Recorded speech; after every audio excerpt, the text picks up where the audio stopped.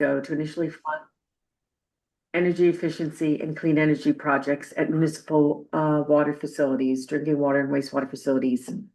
In our third round that was issued in 2022, we expanded the program to include nonprofit food and agricultural entities and small businesses engaged in food distribution and processing. The program provides technical assistance and financial resources with the goal of reducing energy consumption and costs, with those saved dollars being reinvested back into the facilities and communities. That's the GAP grant at a high level, and we'll dive a little deeper into how the program works in this program. Next slide, please. But actually, real quick, I would like to introduce members of our team who are here with us today. So hopefully they'll be on camera. First person is Michael DeBara. He is our project manager, and he's participating in this fourth round, which is also his final round. Michael will be retiring from DEP in October, so this GAP grant round is bittersweet. Sharon Lee is our climate analyst, and our website, spreadsheet, and social media maven. We're very grateful for her assistance. It would be lost without her. Jesse Grant is our part-time program coordinator. I'm not sure if he was able to join us today, but if you're selected as a grantee, you'll be communicating with Jesse on the quarterly reports, and he will also assist us with providing grant reimbursements. From our sister agency, the Department of Energy Resources, we have Jane Feister, and she is our iMeet online application guru. You will meet her and be very grateful for her assistance in this application process, because everything happens on iMeet. And so, Jane, if you're on camera, say hello. If not, we just want to let her know how much we appreciate her assistance. And let's see. We also have an intern, Gavin Porter, who is our tech-savvy person from Worcester Polytechnical Institute. I don't believe he was able to join us today, but he keeps us on our toes. Ann Lowry is the Assistant Commissioner of Bureau and Planning and Evaluation, and yes, she is on, and she grades us on this performance, so we will try to do well. Next slide, please.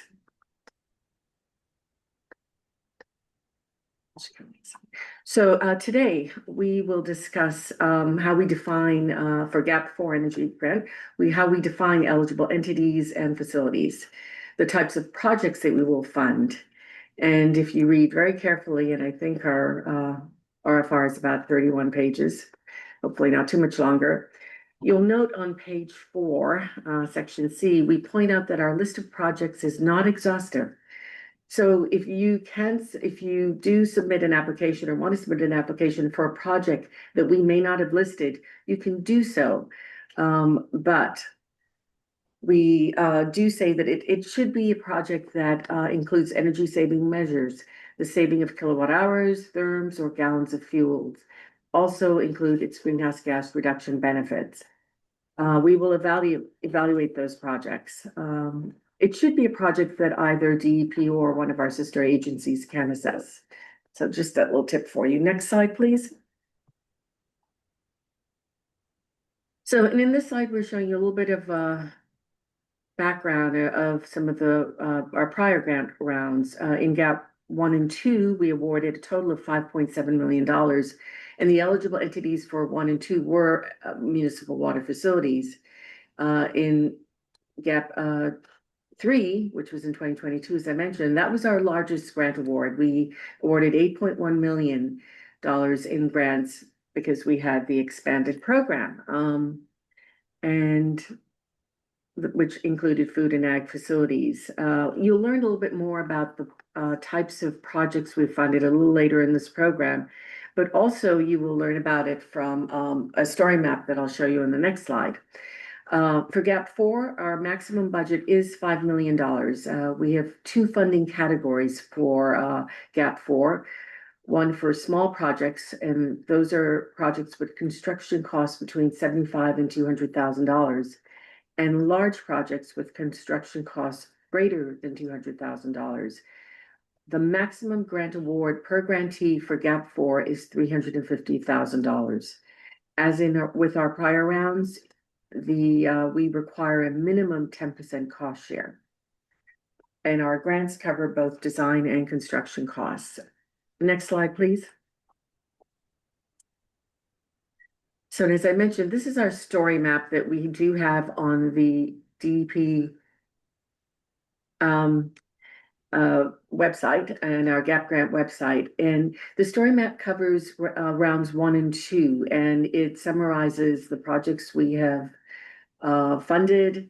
It provides information about the technology that was implemented and energy saved. Let's see a little bit more. In that round, actually, we funded, or in those 2 rounds, we funded 67 drinking water and wastewater facilities. That was 18% of that sector.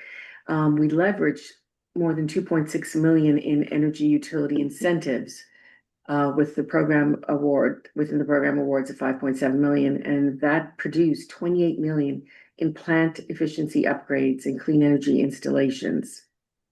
Overall, every year these community projects are saving more than 2.5 million in energy costs and are producing about 24,195 megawatt hours in energy savings. So that's the GAP grant 1 and 2. Again, I do encourage you to take a look at the story map and look at the type of projects we've covered and see the type of savings we've been able to achieve. Of course, as technology changes, we expect that the type of projects we will fund will change as well. Great. And next slide, and I will turn it over to Michael. Well, thank you very much, Donna, and good morning, everyone. Today, we're really pleased to share with you how to take advantage of this 4th GAP grant round. And as Donna said, we'll award a total of $5 million. And we'll be talking in detail sort of how everything's sort of laid out within the RFR. But first off, here are the 3 eligible entities, and I'll be going over each of them. Next slide. So 4 important points, just to reiterate. We've increased our maximum grant up to $350,000. There is a 10% minimum applicant cost share. And also, I wanted to let folks know that, if a grantee goes above the 10% minimum, there is increased project funding by the applicant, which could include, energy utility programs or other grants. And this will provide additional points to an applicant in our evaluation process. So there is a minimum cost share, but if you're able to bring in other grant funding sources, that will help you in the competitive evaluation process. Also, I wanted to mention that our grants will be reimbursed when the projects are done and operating. And lastly, there is a requirement that every applicant must have a completed energy assessment, audit, or feasibility study done in order to apply for this grant. Basically, that would outline what the project's all about, what are the anticipated energy savings, costs, and so forth. Next slide. So I'll be covering 3 core elements of this grant opportunity: who's eligible, what type of projects are eligible, and how to apply online. First off, like our previous GAP grant rounds, 370 publicly owned drinking water and wastewater treatment plant utilities are eligible. This includes the treatment plant and other buildings on the site, and also drinking water and wastewater pumping stations. I did want to mention that if we do have facilities that are privately contracted that operate their plant across the state. Those projects are eligible as long as the facility is owned by a public entity, as you can see here from the slide. Next slide, please. So first off, the second eligible entity is nonprofit agricultural or food producing or distribution organizations. So we've listed a few examples here, such as community food banks, food pantries, commercial and shared kitchens, and food holding and distribution organizations. We have funded, as Donna had mentioned in our last round, we have funded several of these facilities across the state. And certainly we have information on our website so you can look at those facilities. Some of them were food pantries and, and other associated farms and businesses. Lastly, I just want to mention that an applicant will need to complete a nonprofit eligibility attestation form, and it will be on page 23 of our RFR, and that will basically verify if your nonprofit is eligible for this grant. Next slide. The final entities that are eligible are private small businesses engaged in food distribution or processing. Again, we've listed some examples here. So these potentially could be co-packing businesses that make your food. They can be large or small facilities with specialized food processing equipment and meet certain food processing standards and quality control. As with the nonprofit eligible entities, if you're a small business, you will need to complete the small business attestation form on page 22, which will verify if your business is an eligible grant. Excuse me, is eligible for this grant. Next slide. So what types of projects are eligible? First and foremost, energy efficiency projects. So every kilowatt hour that you don't use is a kilowatt saved. And we've listed some common energy efficiency measures that we fund. And I just want to spend a minute or so on these. So this does include high energy usage process areas at drinking water and wastewater facilities, such as the aeration and pumping process. Also, high efficiency heat pumps, and these can be air mini splits, variable refrigerant flow, ground source geothermal heat pumps. But I did want to note, and it's noted on the slide here, that heat pumps that use wastewater as a source of thermal energy, heating, and cooling are not eligible in our GAP4 grant.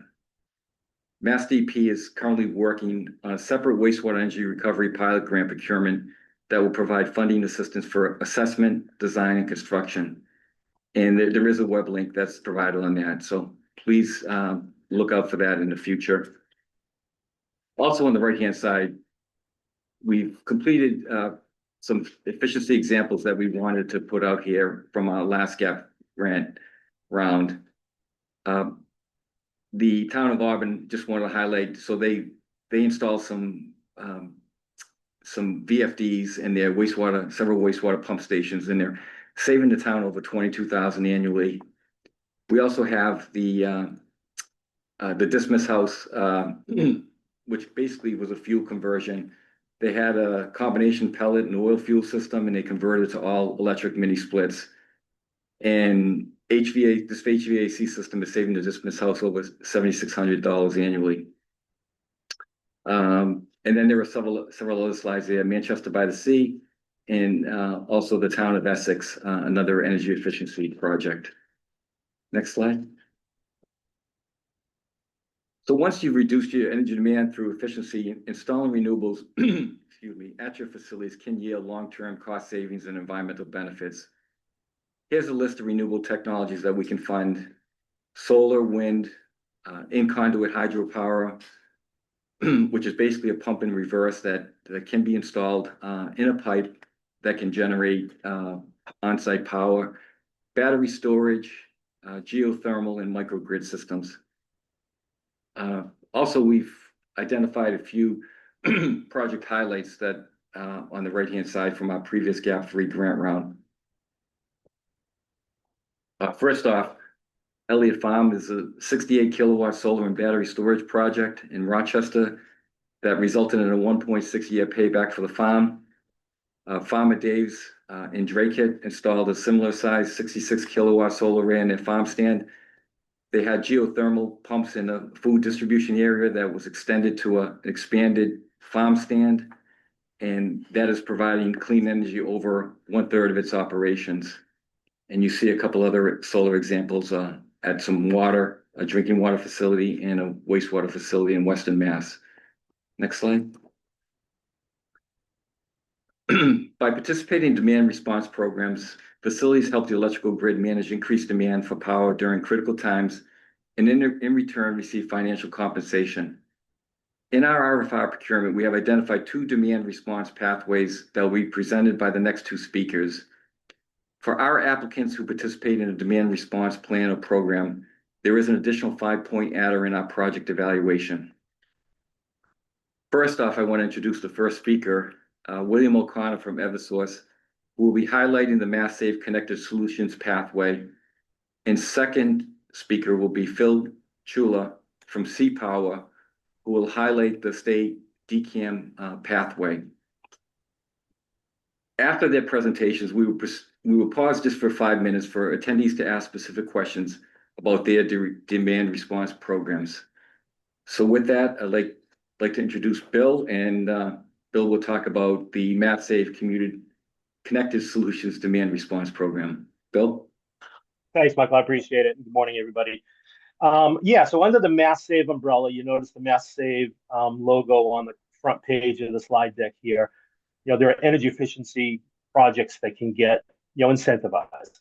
And one of the programs is a demand response program. The demand response program is really a critical one. I'm not sure. I imagine most of you understand your bills that you're paying 40 to 50% of your charges for your demand. So demand management can be very important. And if you come up with plans to manage your demand on a monthly basis to save part of your demand charges, you can also use those same strategies to be in our demand response program.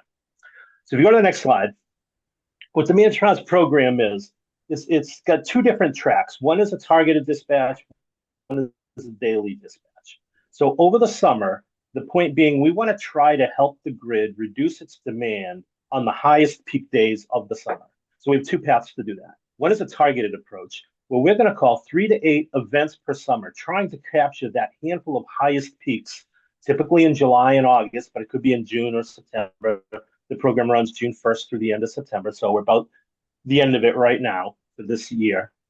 And so we want to try to capture those highest peaks and have our commercial customers curtail energy during those time periods.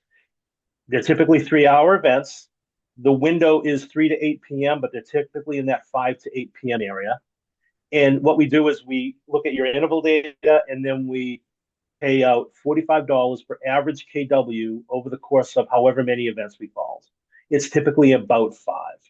Should we happen to need to call a weekend, there's a $10 adder there for $10 per KW for the weekend.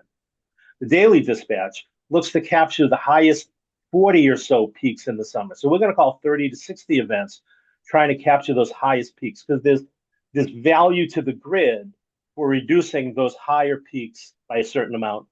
When you reduce the high peaks, it prevents potentially the ultimate blackouts, rolling brownouts, but it also prevents you churning on dirty older power plants, the need to build new power plants, et cetera. So a very good program. And with all the program administrators in Massachusetts and New England, we're taking about 350 megawatts off the grid at those peak days in the summer. So our daily dispatch calls 30 to 60 events. They're 2 or 3 hours, technology agnostic. It really originally started for battery storage, because battery storage is perfect for both this and normal demand management on a monthly basis. You know when your demand's going to be, you can discharge your battery to kind of chop off the top demands during that time. Well, you do the same with our program. You'd get notification that there's an event. You would then discharge your battery. So now, however much your battery is putting out, you're either using or exporting back to the grid. So that amount is power now the grid does not have to supply to you. And then we pay you for that to the tune of $200 per average KW for over all the events we call in the season. If you go to the next slide, Michael. So a typical summer is going to have a profile that looks something like this, where June, July, August are the hottest days. Once in a blue moon, might get a peak in September. But if you look at those top blue circles, those 4 at the top, those would be our targeted dispatch. We're trying to have customers curtail energy on those highest handful of days in the summer. And then the next tier is our daily dispatch, those smaller red circles, trying to capture the next 40 or so roughly highest peaks. So we get together with all the program administrators, National Grid, Cape Light Compact, Unitel, et cetera. We make daily decisions about when to call these events. We leverage companies like C-Power, Phil, who's going to talk next after me, that brings customers into the program and helps them manage these events. And so by calling these events, we're really trying to shave those peaks off of those highest days all summer long. So if you go to the next slide, the types of strategies that you might use, we're never asking anyone to shut down their facility, but the strategies could be either manual or automated. BMSs are a great path where you have your occupied mode, your unoccupied mode. Let's put in a demand management mode with certain strategies that we know might cause a little bit of pain. Maybe I'm raising a temperature a couple of degrees. Maybe I'm slowing something down. Maybe I'm shifting an operation. We talk about water, wastewater treatment plants. What comes to mind are pumping and maybe aerators. You might normally run them at a certain time. Could I run them within the window of the event? Could I run them at a different time that day? Not to not run them, but just outside the window of when the event is really helpful. So things like temperature setbacks, again, speeds, process changes, those are all great things for our targeted program. The daily program, now you have to do it almost every day for July and August. That's a little bit harder to do when you're talking temperature changes and things like that, but batteries are perfect for it. Thermal storage, ice storage is, again, a great thing for it. Industrial freezers, there might be a window that you can actually stop the compressors and stop using it so much. And pre-cooling, can I pre-cool a large concrete structure? Can I pre-cool it so now during the event, my chiller plant can coast a little more than it might normally? So all kinds of strategies like that can come into play for these two programs. Go to the next slide. So what we do is we look at the interval data, and there are many ways to get that. If you want to go to the program, you have questions about that, we can talk about that. But we're going to look at a baseline of your previous 10 days usage, and that's going to create the blue line. That's how much you would normally use on a day like this. Previous 10 business days, we do a weather adjustment because the days we call these events are typically going to be the hottest days of the summer. And you're going to be using more of those days because it's hotter. So we have a temperature adjustment for that day of. So then when we call the event where it drops, it happens to show noon, but again, it's in that 5 to 8 p.m. area these days. We look at the curtailment from your interval data, your 15-minute interval data, and we look at how much did you drop, that green line with the arrows, against your baseline. We sum those up, we take an average of those over all the events, and then we pay our customers for that. So it can be a really great program, can really help you understand, work on your demand for not just the curtailment programs, but your demand management all through the year. If you go to the next slide. One thing I will also mention, though, on batteries, we do not use a baseline on batteries because I'd want you to be able to discharge your battery to manage your demand and discharge your battery for these programs. And I don't want to have you have a lower baseline because you used it to manage your demand already. So that being said, I'm going to turn it over to Phil. Phil's with C-Power. Phil, I'll let you take it from here. Yeah, thanks, Bill. So I know some of you folks say, well, great, demand response sounds really interesting. How do we get involved? And C-Power, we're one of the companies that helps to manage these programs on behalf of Eversource. Go to the next slide. C-Power is essentially the nation's largest virtual power plant provider. We essentially work with power users across the country and connect them with market revenues. We monetize those flexibilities. We aggregate those flexibilities into a myriad of programs that help safeguard the grid and lower down peaks, and then deliver that value to the grid operators, to the utilities, and then to you guys as the end use customer. And that's really the goal here. The goal is to harness your flexibilities and pay you for that, and to keep the grid stable. At the end of the day, we need people's flexibilities. It's a lot cheaper to have people curtail usage a couple of times during the year than it is to build a new nuclear power plant. So these types of flexibilities bring a lot of value to a lot of different folks, as well as you live in your house. Keep the lights on. Next slide. As an example, we've paid out over $1.2 billion to our participants since 2015. So that's billion with a B. So it's exciting. It means that people are curtailing. It means the programs are working. It means that the grid is being stable. And that's the whole goal here. Next slide. As mentioned, C-Power is the approved vendor for demand response services for the state of Massachusetts. It's under the OSD guide, it's ENE 51. To get involved in these programs, all you need to do is essentially send an email that says, hey, we want to sign up for demand response pursuant with ENE 51. This DCAM contract's been competitively bid out with 3 bidders. So it kind of skips all those processes. We have to have 3 bids and go through that and go through all the different types of procurement processes. This has already been kind of streamlined for you. There's a conversation that would happen with your site to better understand how your facility operates, what your uses flexibilities are, what your load profiles are. And we come up with a plan for you. And then we meter the site, we help with curtailment planning sessions, and then we have team members on our team that are constantly to help you. Because our goal here is to make sure you guys to maximize your contribution as much as it's safe each time for you guys to curtail. Next slide. I know that Bill kind of gave his eye chart on the program, so I'll do this a little bit quicker. But there are a couple of different flavors of demand response. What was not mentioned previously, there is an ISO New England program called Active Demand Capacity Resource. This is a 30-minute notice program that essentially avoids blackouts when the grid is stressed. So we call folks to curtail within 30 minutes. And typical dispatches, there's 2 to 5 hours a year of curtailments for that program. Then there's the Eversource Connected Solutions and National Grid Connected Solutions program that Bill already explained. Again, it's 3-hour dispatches, day ahead notice, 4 to 6 calls during the summer. And then there's actually a third piece that's pretty big, and it's called cap tags. And cap tags is actually on your supply bill. It's the 1 hour during the summer when the entire grid is peaking. Everybody's going to snapshot that 1 hour. Whatever your facility is during that 1 hour can set 15-20% of your power costs for the next year. So let me repeat that. 15 to 20% of your power cost is based on 1 hour during the summer. So your question is, well, geez, can I lower my usage for that hour and save? And the answer is heck yeah. And the next question is, well, how do I know when that hour is going to occur? The Connected Solutions program in row 2 is essentially predicting that for you. Because Eversource, they're more than half the grid in New England. So if Eversource is peaking, that's when all of New England's peaking.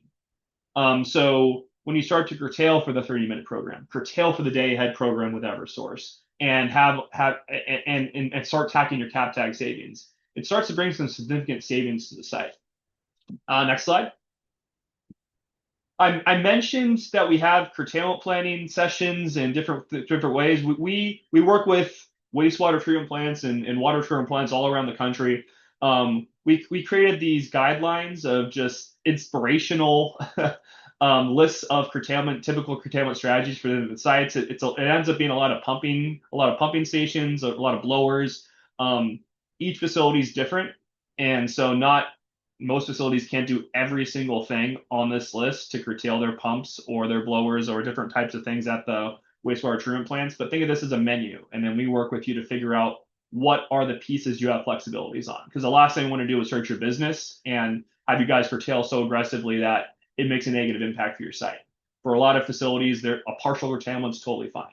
If you can curtail 15-20% of your load, that's acceptable. This is not an all or nothing program. Next slide. Here's one site in action.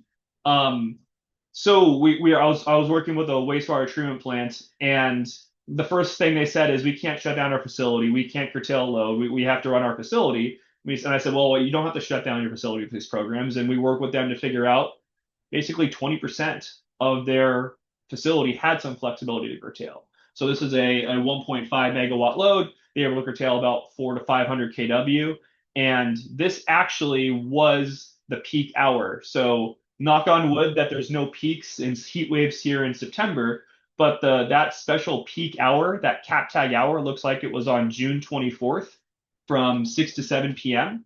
And Eversource National Grid called on June 24th from 5 to 8. So everybody that curtailed on June 24th inherently can get the benefit of saving on the cap tag as well. And Bill O'Connor said this earlier on. It's not just about program earnings, it's about savings and different types of ways you can save on demand charges, saves on cap tag. There's multiple ways to kind of help make an impact on your bottom line. Next slide. So one thing I want to do is just kind of, remember I said there's 3 different programs. There's the 30-minute program avoiding blackouts, there's the day ahead program from Eversource, and there's also the cap tag savings. Go to the next slide. Just kind of give you guys an example. What's all that worth? 500 kW curtailment's worth about $285,000 in earnings and savings over the next 5 years. So that's a real life example. That is, on average, that's why I see some of these facilities curtailing at. So that's a combination of program earnings and cap tag savings. And if you're able to kind of curtail based upon those flexibilities of 500 kW, then there's close to $300,000 in benefit. Those are earnings and savings, checks in your pocket, money in your pocket in regards to participating in a lot of these programs here. Next slide. One thing I wanted to mention is that I know there's been a lot of energy storage conversations that have happened, and I've actually run into a lot of sites that have installed energy storage and batteries that said, "Hey, I've installed a battery. What now?"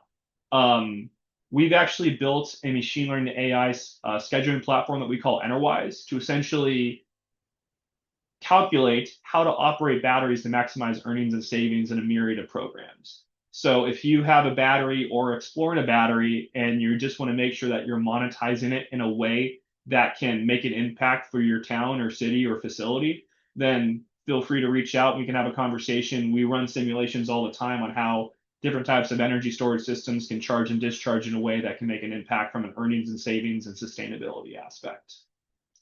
Next slide.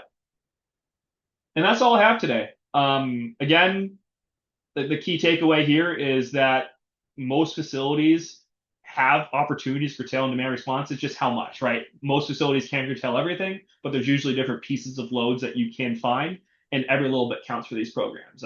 Curtailing 50%, curtailing 25%, curtailing 10%. All that is acceptable for these types of programs. And I'll open it up for any questions here. I know Mikey said that we'll leave 5 minutes here for any questions for Bill and I, and feel free to ask them or put it in the chat, or happy to answer any questions if they have them here. Phil, let me just Yes. make one comment here. For everybody, we've worked with C-Power for years. They're one of the very valued vendors that we have. They bring a lot of customers to our program. The stacking component of being able to help you with the ISO 4 capacity market and the ICAP tag on top of our demand response program really is a great team effort and really brings a good benefit to all our customers. Yeah, thank you, Bill, and thank you, Phil. So before we open up, and we'll check the chat to see if there's any questions, and we can also, if folks raise their hand, we could. Oh no, okay, I've been informed. Just everything in the chat. No chats in the comment. No chat. Okay.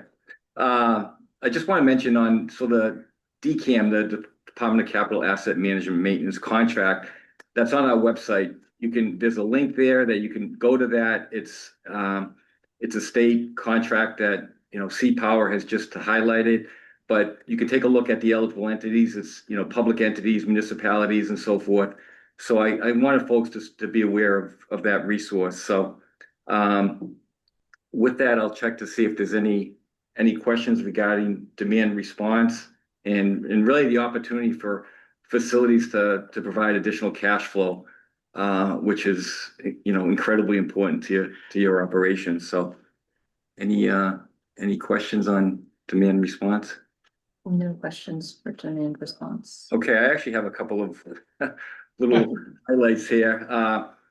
Either Phil or Bill, could you talk a little bit about the monitoring that's required? Is this something that, if you have a commercial industrial facility that has existing meters, is that good enough to run your analysis, or do you have to go in with, specialized equipment, or do they have to do anything with the meter?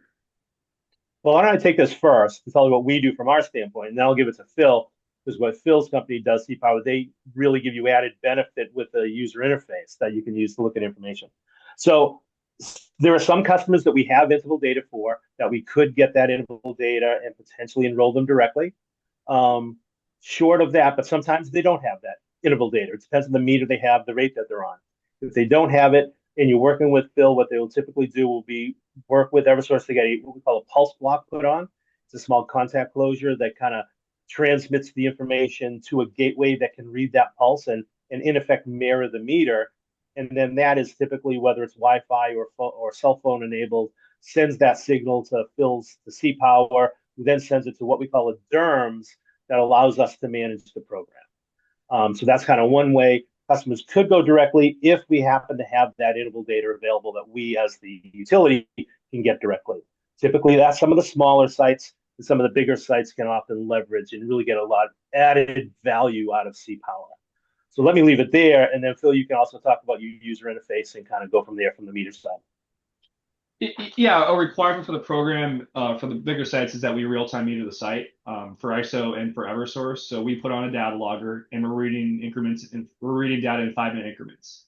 So you would have a website portal to go on and see your usage in real time, and you would actually have a more granular view of your facility than Eversource does, because Eversource has a 15-minute meter that reads at the end of the month. This would be a real-time 5-minute meter, so you can go on literally right when an event starts, see your load curtailing. and have access to that. And a lot of people don't. It's not just for demand response. Just having a way to view your usage in real time is really valuable. Mike, you said something early on about like do we need social metering to like figure out to qualify a site? Most of our conversations, like if we're having an initial conversation, we can utilize Eversource interval data and pull that usage and like look at last year's summer loads to kind of help figure out what the potential is. So there's nothing special to like have that initial meeting. We can usually just get Eversource data from the year before, look at what the load profiles are. So once there is an interest and once we come up with a plan, that's where we get all the special metering stuff. So nothing special to get started to essentially qualify the site. We can do that with existing metering. But once you're enrolled, then that's when the real-time metering gets rolled in. Okay. And if you're working with C-Power on that initial thing and C-Power reaches out and they want to get some interval data so they can kind of see where you stand, all we need from the customer is just an email to say, yes, it's okay to give your data to C-Power. Because it is personal information. We can't just give that to them because they ask. So there is a level of, we just make sure we get that email that says, yes, please give this info to C-Power so they can run the analysis, and then we'll dig it up for them. Okay, great. And just lastly, just for the folks online here, there's no cost to these programs, both on the Connected Solution side and in the C-Power. I just wanted to clarify that for the folks. I'll let Phil speak to the others, but for Connected Solutions, there's no cost and there are no penalties. What we do is we ask you, come up with your curtailment plan, give us a nomination based on that plan, and back of the envelope, sizing of equipment, et cetera. We think we're going to save 100 kW. That's fine. We put that nomination in, but you can't curtail more, you can't curtail less, you can curtail nothing. It's strictly a pay for performance, no penalties on our side. I'll let Phil speak to like the ESSER New England program. It's most of the same. It's all pay for performance. You perform, you get paid. If you don't perform, you don't get paid. You're never out of pocket for these programs. So the worst that can happen is that you earn zero. So we're not billing anybody. But it's a proper program for you guys. So revenue sharing and incentive based. So well, thank you both. That's really helpful, and really appreciate you spending the time to really demystify this a little bit for folks. It's a complex area, and I think it's great to have these two programs available for facilities to reduce their long-term energy costs. So with that, thank you both, and we'll continue on, and I'll pass it over to Donna. Great. Thank you all. Thank you. Take care. Thank you. Sure. Thank you, Michael. We wanted to bring your attention to an important requirement for GAP 4, which is the facility authorization form that is part of one of the appendices, I believe. And this is a form that needs to be completed by each applicant. And it is a form that certifies that you are the owner of the facility that you are asking for funding for to install the energy efficiency or clean energy project. So you'll be required to complete this form. And just wanted to share that with you. And next slide, please. So as I mentioned before, our total budget for GAP 4 is $5 million, but our award categories are higher, and the two separate funding categories is one for small projects, with the lowest amount that we will award is $75,000, up to $200,000 for a small category, a project with construction costs in that range. And we do this so that like projects are evaluated together. For larger projects with construction costs over $200,000, they will be lumped together, and we will evaluate all those projects together. The maximum amount of an award per grantee is $350,000. Next slide, please.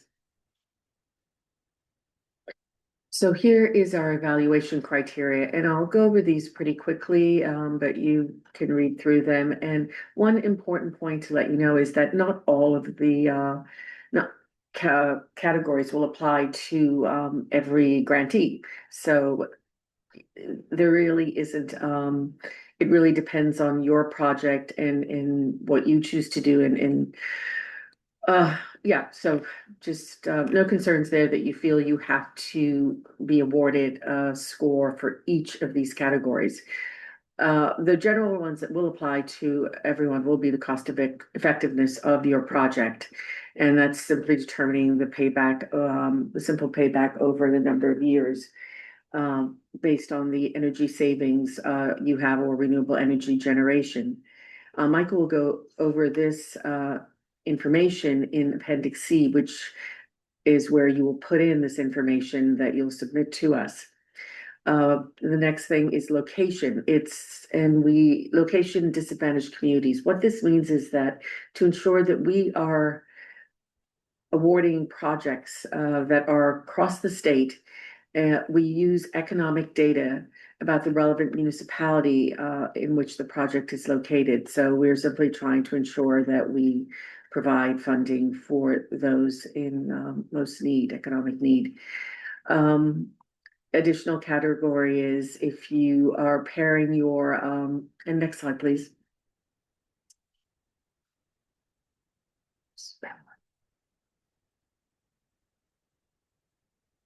Actually, I have to change for myself. If you are pairing your grant with deep energy retrofit, or if you are pairing your renewable energy with battery storage, these are additional measures that you can add to your grant that will get you additional points. So for example, on the deep energy retrofit, combining spray foam insulation and heat pumps together will earn you additional points. Deciding to implement the demand response that you just heard about will get you additional points for scoring, and also earns you additional funds. So you can think about that as you're putting together your project application. Of course, our minimum cost share is 10%. However, you can earn more points if you raise the amount of your cost share. So that's pretty advantageous to you. And then lastly is we have a grant management competency. And in that, we ask you to provide us with information in the narrative that you will be submitting to us. Just tell us about your team and your readiness to manage the grant. And for a little more information on that, look at footnote 9 in the RFR. We have made an additional change, as I mentioned earlier, but I will mention it again too, is we have made an additional change to our procurement calendar. And in fact, we made some changes to the initial RFR and we posted that, I want to say just sometime last week. We made some tweaks to how we define our eligible entities. So please take a look at the most recent RFR and you will see the changes are in red. It says amended RFR. We made some additional, we provided additional information to the evaluation criteria for grant management to explain how that would work. And as I said, we will take a couple extra days to give you the responses to the RFR instead of September 12th, which was in the initial RFR. We will now be posting the responses on September 15th. And I will turn it over to Michael to give you more information about how to apply. Thank you. Great. Thank you, Donna. So as part of our SERP partnership with Mass Department of Energy Resources, we are utilizing their online grant system, iMeet. So communities who have worked with MassDEP's Green Communities Grant program, this will look familiar. So I wanted to let folks know that we're basically using that same system. And with that, we are truly fortunate to have Jane Pfister from MassDEP, who developed our customized grant for GAP 4 application materials and is managing this online GAP grant process on the front end of the system. So really, again, a big thank you to Jane, and she really is, I call her the wizard behind, the Oz, really. She's just really amazing. So, and so that's the system that we'll be using, and it's really important. There is a QR code right here that all applicants will need to pre-register. So For those who have not pre-registered, and we've already got quite a few folks who are already pre-registered, so thank you. And there is a little a little blue box on our webpage that says pre-registered to apply for our GAP4 grant energy. So you can click on that. The QR code will bring you directly there, and it will ask you to fill in some of the texts here and the answers to those. And Jane will actually set you up so that you can actually submit a grant application. Next slide. So this is actually what you'll receive from Jane will be an invitation that will basically come from iMeet, and it'll have a heading similar to this: MassDEP, MassDEP, GAP4 application workspace, and you basically use this link to create a unique username and password that you can get in and log into that page.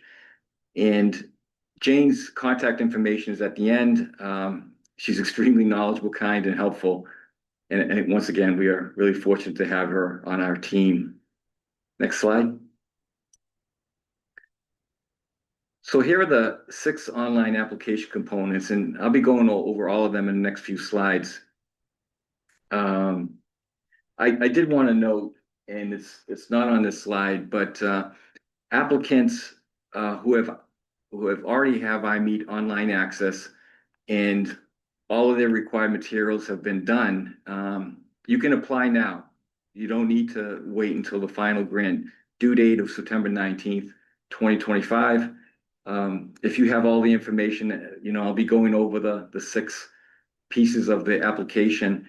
But if you're ready to go and you have all the requirements, please feel free to fill out the system and upload your documents. And Jane has provided some assistance if sometimes there's some tweaks. Everyone has a different learning curve and so forth. So it's really to emphasize to do this early rather than wait till September 19th, which is our due date. Next slide. So the first piece is the project narrative, and so we do have actually a Word, or this could be a Word or PDF document that provides some background, an overview of your planned project, energy saving, and environmental objectives. In essence, I say it's the what, where, who, and how, and this really is a chance for the applicant to add in some more information on the planned scope of work, the added community and social benefits that result. So it's an opportunity for you to really talk about what your vision is for this project, and what the benefits can be in a more holistic fashion. Next slide. And Appendix A is the applicant information and funding overview, and I'm going to talk about that. Next slide. Yep, right there. Thank you. So this form has some basic information, and I just wanted to go through a quick example on really the financial piece, the funding overview piece. So we use an example that has an estimated cost of $100,000, and an applicant has received some sort of notification from National Grid or a commitment letter that they're going to receive a $10,000 incentive. So the adjusted project cost is $90,000. That $100,000 minus the incentive from National Grid, and the cost share is calculated on the total adjusted project cost, not the initial cost. So it is to your benefit and our benefit as the Commonwealth to provide a good public return on our grant investment. And in this particular case, the minimum cost share would be 10% of the adjusted $90,000, which is $9,000, and your gap grant request is $81,000. And next slide. Okay, this Appendix B is the certification, and I'll be going over that. Next slide. Thank you. So in a nutshell, these are primarily authorizations and certifications, sign-offs, and as I mentioned earlier, there are two attestation forms for, one for small business and one for nonprofits not shown here. But you will be required to submit that relevant form for your organization as part of the application. Next slide. The Appendix C, and I'll be going over this. Donna had mentioned this. This is sort of has the economic details and energy saving details, and I'll be going over this in the next slide. Actually, this is an example that we have for our eligible entities. If you're a drinking water or wastewater public entity, and we do have this Excel form on our website to make it easier for folks to actually complete this. And I just want to highlight a few things on this Appendix C is what we've been calling it. It's multiple projects can be listed in the table so that you could have, for instance, the wastewater treatment plant, the facility, and you could have a drinking water pump station, and you might have several pump stations. So all of those would be identified in a separate row with the specific economics and associated costs and savings. And I will say that also we have an additional on the Excel spreadsheet. We have a file that has additional tabs with this template so that it could allow for future revision submissions when, as part of our grant award project process, we'll have to do contracting with facilities and this will help in that process if the project scope changes a little bit. So it's another way to try to help you, track the anticipated savings and results. And so we have one for drinking water. And next slide, we have also an example here for the nonprofit or small business entity applications. And we do have on the Excel file, we do have formulas in several of the locations there that can populate the computation. So it's again, if there's any questions, we certainly Jane has been able to help folks with some of the small stuff, but I think it's pretty self-explanatory. And these examples will give you an idea of how to fill it out. And next slide, please. So another piece of the application is providing supporting documentation, and these can be uploaded in Word or a PDF on the online application area. For instance, you might have a MassSave incentive support letter that documents what the anticipated incentive is going to be from your MassSave provider, and that information should be uploaded, and you'll see that on the application portal area. And also if you have other grants that you'll be combining with our GAP grant with utility funding, and we've had previous projects that have really been very effective in leveraging other funding sources to really make their project cost effective, which ultimately helps the Commonwealth in our return on investment, but also makes your projects more competitive in the evaluation process. Next slide. Okay. So a prerequisite for our grant is to conduct an energy audit or assessment or a renewable energy assessment if you're looking at installing solar or a renewable technology.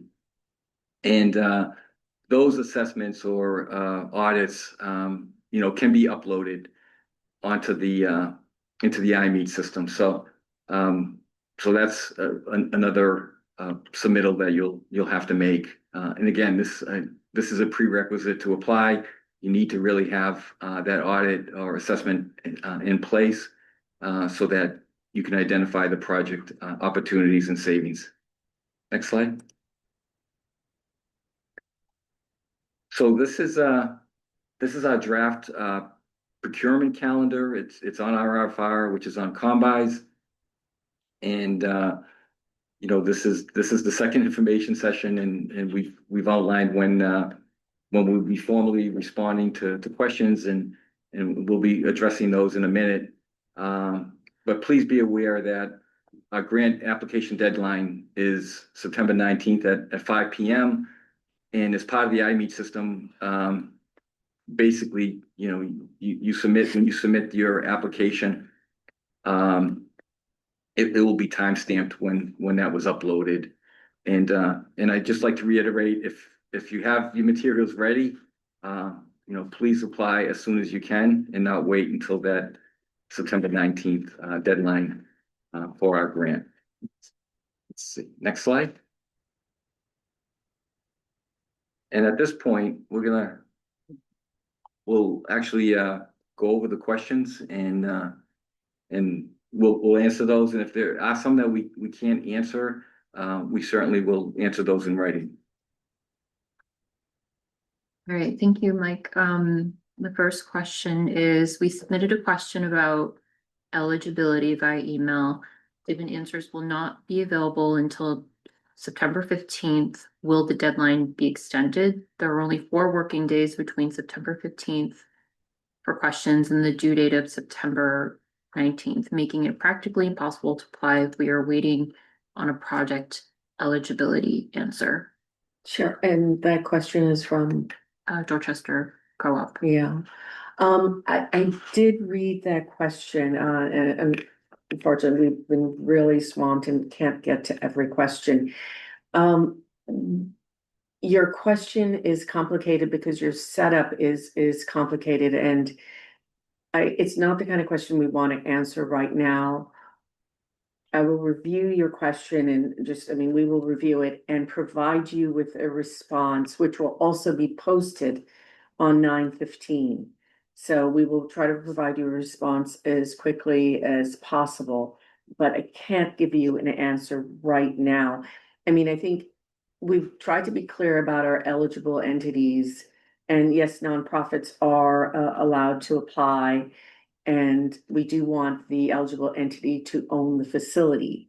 So hopefully that, gives you a sense of if your setup deviates from that, it makes it a little more complicated, and potentially it wouldn't work, but we want to dig into your question and we'll give you a response as soon as possible. Okay. The next question is, can you clarify the definition of entity for the $350,000 grant cap? Would separate departments in a city that have separate budgets and separate enterprise funds each be considered an entity? For example, would a city with a separate water and with separate water and sewer departments, each with its own budget and enterprise fund as described above, be eligible for up to $350,000 for the water department and up to $350,000 for the sewer department? No.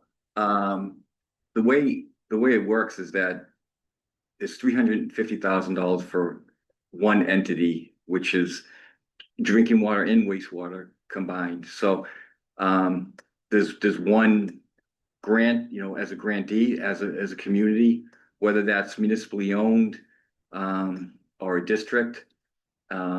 So both of them are eligible, but as far as maximizing it, separating them to potentially provide each one of those the max grant is something that we have not done, and is clarified on the max grant per entity, which means a community municipality. Yeah, the municipality. So yeah, if the municipality has a separate sewer drinking water, it's still the municipality's applying, and so the 2 different departments would have to share. Correct. Correct. Okay, the next question is, does a project need to be 100% complete or built before a municipality receives reimbursement, or are progress reimbursements provided? So we do not do progress payments upfront. It's 100% reimbursement upon project completion and that's defined as operating, so that, when the project is built and it's operating, then, we'll conduct a site visit to verify the installation and so forth, and then there'll be some reports and so forth that are required. But on a case-by-case basis, we can provide, partial reimbursements, and that would be on a case-by-case basis. So there is some flexibility to help these projects. We understand that, upfront cash flow is problematic, and depending on the situation, we'll evaluate that on a case-by-case basis for progress payments, partial payments. I should, just to clarify, partial payments. The next question. Are projects located at water or sewer department administration facilities eligible, for example, a BTM roof solar? Yes, so if the administration building and some of these larger facilities are on that, the treatment plant site, where the treatment plant is, yes, that can include, the administration building and other buildings, whether that's, some of the chlorination, dechlorination. So any buildings within the site of that, where the plant is located, or the pump stations are considerable eligible facilities and buildings. So yes. Can you go over how to download the application and who would be a good contact if there are questions on the application? Let's see, as far as downloading the you could, it's on the website. It's on the website. So we can provide that. The link is there for you to take a look at the different application components, and what's needed. And then it's a matter of filling it out and uploading it. And if there's some problems with that process, as I mentioned earlier, certainly you'll need to go through and get pre-registered and so forth. So.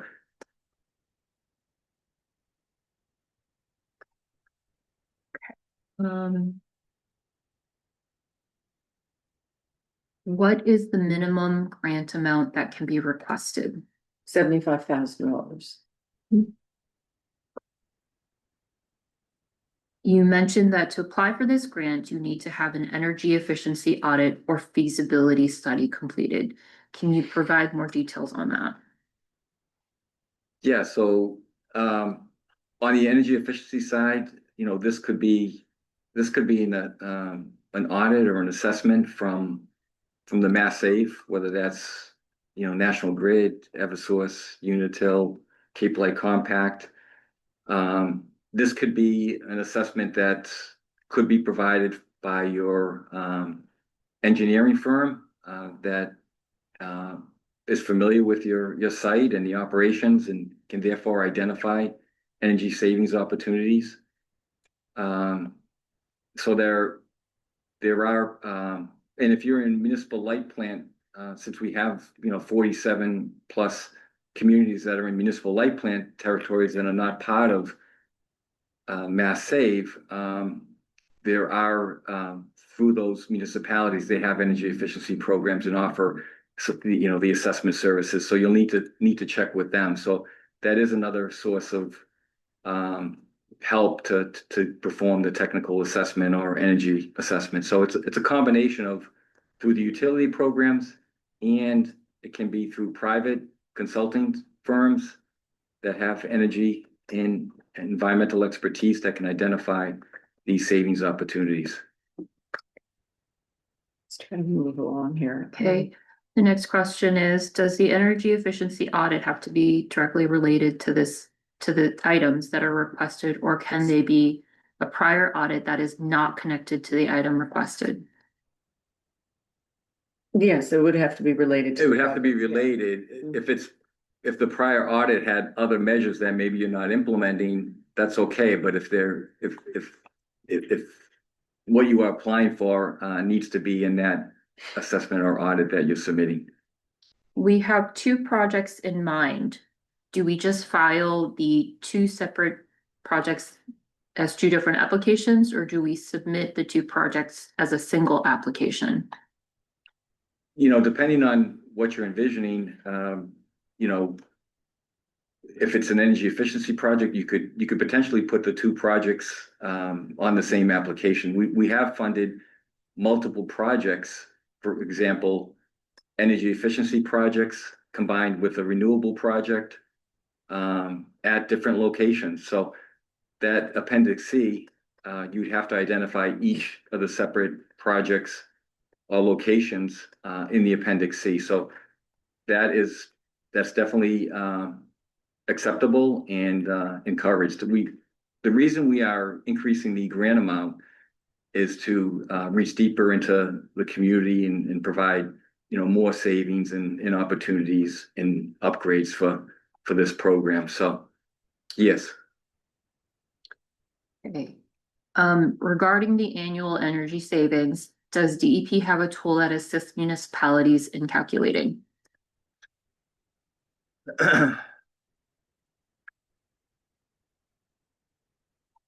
We specifically don't have a tool.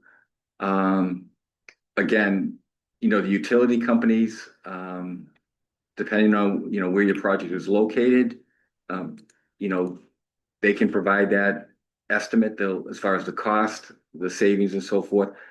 Your consultant, as I said before, could also provide that information as part of the audit or assessment of your project opportunity.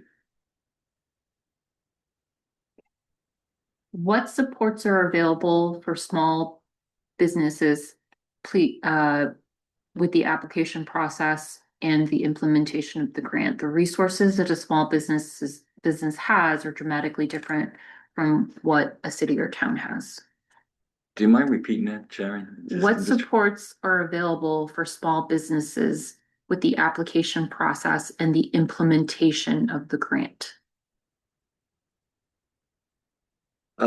Well, on the front end, if you're a small business, our energy grant, Donna mentioned this, is focused on energy savings. So as a small business, you're afforded the same, under if you fall within the Mass Save service territory and you're a customer Mass Save, as a small business, you are eligible to receive the technical assessment services as part of that. Again, Through MassSave. through Mass Save. Yeah, so that's, Through another Mass Save. resource. And also, as a municipal light plant, as I mentioned before, if you're a small business customer under the municipal light plants, you could check with those municipal light plants to see what assessment services they provide. And so that can be a resource. That's ultimately really what you need to do to apply for the grant. So that's really the first step. And I hope that answers your question. Okay, the next question is about slide availability to attendees. And just as a reminder, through our website, you will be able to access these same slides, although with some amendments from our previous bidders conference 1, which was on August 20th. And you'll also be able to see that presentation through that link as well. We will be sharing these updated slides when we post the Q&A on September 15th. The next question is, will there be any other dates for submission if we don't make it by September 19th? Yeah, at this time now, unfortunately, I don't believe we can extend the deadline beyond the 19th because am I reading the right one, Sharon? Beyond submission of questions. Can you submit your application, I believe? Okay, that's what I thought it was. Yeah, September 19th is the deadline, and we just have a very short window of time to review applications and stick to the schedule. Beyond that, there are many steps beyond, after you submit your application for us to review, select awardees. So unfortunately, I don't believe we'll be able to extend the deadline beyond the 19th. It will take several weeks to receive updated energy assessments from our utility vendor. Can alternative documentation be submitted if an energy assessment is not available but has been requested? Yeah, so if you identify, the project savings, the estimated costs and so forth. So if there's a way that you can identify those, the project opportunities, then you can submit that, and we'll take a look at that, and if it basically outlines, has the information as far as what you're planning to do and the estimated costs. We understand sometimes that these are estimates, and sometimes the costs change, but you would need to have a sense of what the project is, what the anticipated estimated costs are, and the estimated energy and cost savings are. So if that document provides that information, yes, we will look at that. It doesn't strictly need to be a Mass Save energy audit, although that can be. It can be from a consultant. It can be from an energy organization that has expertise that can identify those opportunities and measures. Okay. Can the grant funds be used for the build out of a commercial kitchen and the appliances that go into a commercial kitchen, such as an induction stove? And can you start that project at risk prior to grant announcements? I think, well, first of all, we'll address the, can you start that project at risk prior to grant announcement? I mean, you use the right word, at risk. We don't recommend that anyone start their project before they know that they've been awarded a grant. And in fact, we really don't. We prefer that our grantees wait until they're contracted with us.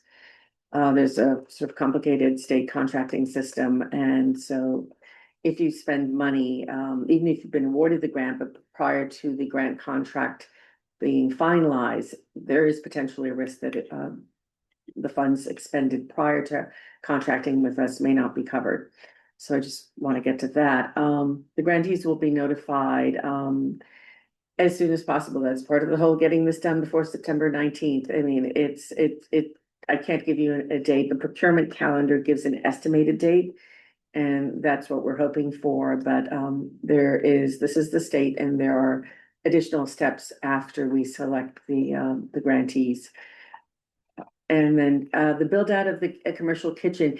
I mean, we envision that, let's say, a nonprofit commercial kitchen is an eligible entity. However, I think what we're thinking about is if you're trying to upgrade your kitchen to make it energy efficient, that's the kind of work we're thinking that our grant would cover. We're not here to help you build a kitchen, but we assume you have funds to already build your kitchen. We will, we can award funds to enable that kitchen to be more energy efficient. Put it that way. I mean, it really would depend on what the improvements that you wanted to make to an existing kitchen. And I just will add too that, as part of the cost share, you as a grantee, the cost share, that could be, part of your cost share. So definitely, I will say that there are, when you're looking at the equipment, if you're a Mass Save customer, you should look at that, because there are incentives for Energy Star rated commercial kitchen and so forth. So if you are looking for an opportunity to really reduce your long-term cost of with the appliances, there are some incentives that Mass Save can provide. So you can take a look at that, and we can potentially provide a link to that in the Q&A. Right, and there are also I would suggest, especially related to the commercial kitchen, you check in with the Department of Agricultural Resources and see if they have any funding available for something like that. Okay. What if a water and sewer administration building is independent and no treatment facility is owned by the city? For example, if you purchase water from MWRA and discharge to MWRA for treatment. So if you are part of the MWRA system on the drinking water or wastewater, where your town or municipality is responsible for the pump stations or, getting the wastewater, the collection system. So if those are eligible, it, so if you're an MWRA community, both on the drinking water, wastewater side, and you're a municipal entity and so forth, then energy efficiency projects or renewable projects at those facilities would be eligible. Okay, can the energy audit be submitted after the grant deadline, and can slides be made available sooner than September 15th? Well, You take the slides. yeah. I mean, I'm sorry, you take the energy audit. Yeah, the energy audit is a prerequisite to apply. As I said, there are opportunities to certainly reach out. We have worked with Mass Save and the municipal light plant folks. You could reach out to them. They're aware of this grant. They've participated. So there may be an opportunity to help have them do an expedited assessment for you. That's one option. So that, and as I said earlier, if there's an opportunity for you to have a private entity that could, or a consultant that you are working with at your facility, that's, familiar with, energy management and doing some of the assessments, then they could maybe identify some opportunities for you. But the answer is, it cannot be submitted after it's a prerequisite for applying for the grant to be eligible. Okay. And we can try to make the slides available before the 15th. But won't make any promises, but we will try to make the slides and the video available before then. Excuse me, I will add too, we have our, previous slides online right now, which are, Right. pretty much Good call. similar. There Thank might be a few minor things, but they are available on our website right now. Okay. Our team works with an eligible 501c3 agricultural nonprofit that is a fiscal sponsor of small farms. They would own the modular and relocatable facility to be installed with potential grant funds, but they do not own the farmland where the project is initially sited. Would the project be eligible for funding?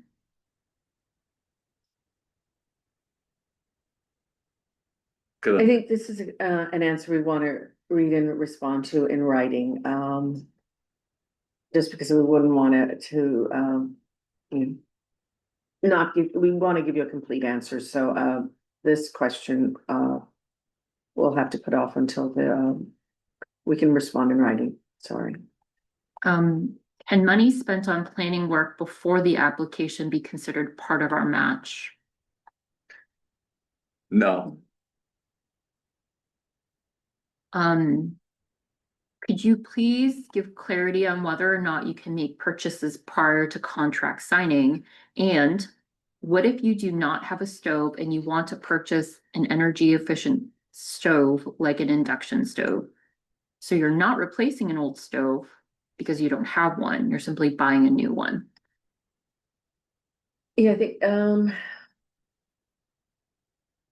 again, this sounds like you're asking the GAP grant to build out your kitchen and buy your equipment. And I think that really MDR might be a better source for funding for that kind of project. But what we'll do is we'll review the question, and if we have a difference of explanation that we want to give for an answer, we'll give that in the written response.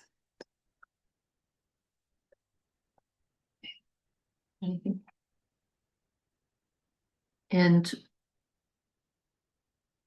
thank you.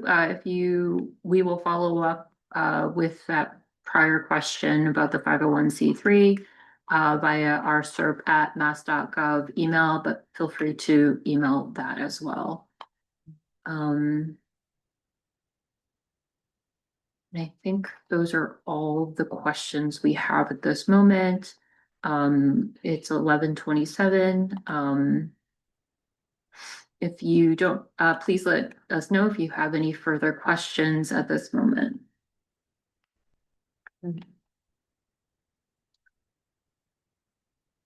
Okay.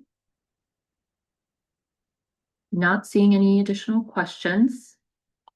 Oh, the question is, when will grant announcements be made approximately?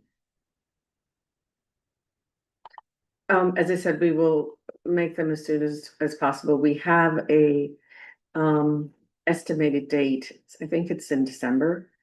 I'm not actually looking at the calendar right now, but you know, we can't give you an exact date for that, but we will announce it as soon as possible.